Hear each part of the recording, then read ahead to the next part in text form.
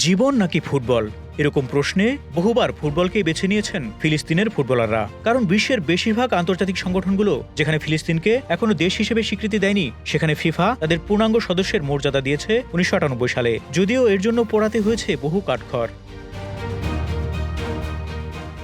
ফিলিস্তিনের জীবনের সঙ্গে ফুটবল জড়িয়ে আছে বিংশ শতাব্দীর শুরু থেকে। অটোমান সাম্রাজ্যের পর ব্রিটিশদের অধীনে থাকাকালে 1928 সালে গঠিত হয় প্যালেস্টাইনিয়ান ফুটবল অ্যাসোসিয়েশন। সে সময় ফিফাতেও যোগ দেয় তারা।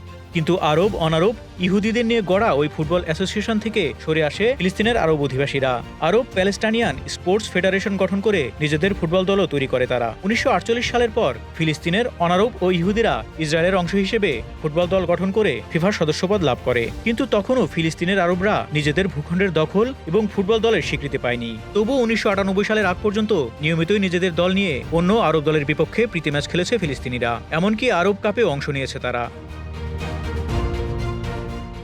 1998 সালে ফিফার তৎকালীন সেক্রেটারি এবং পরে প্রেসিডেন্ট সেপ ব্লাটার ফিলিস্তিনকে ফিফার পূর্ণাঙ্গ সদস্য হিসেবে ঘোষণা দেন। এরপরেই ফিলিস্তিনের ফুটবলে আসে চমকপ্রদ পরিবর্তন। নিজেদের ফুটবল দল তো ছিলই, এর পাশাপাশি তৈরি হয় নিজেদের লিগ। সেখানে খেলতে প্রতিবেশী আরব দেশের খেলোয়াড়েরা নিয়মিতই পাড়ি জমাতে থাকে। ধীরে ধীরে পরিবর্তন হয় ফুটবল কাঠামো, উন্নত হয় প্রশিক্ষণ ব্যবস্থা। ফিফা বিশ্বকাপের বাছাই পর্বেও অংশ নিতে থাকে তারা। কিন্তু এ সবকিছুই প্রায় ফিলিস্তিনের পশ্চিম তীরকেন্দ্রিক।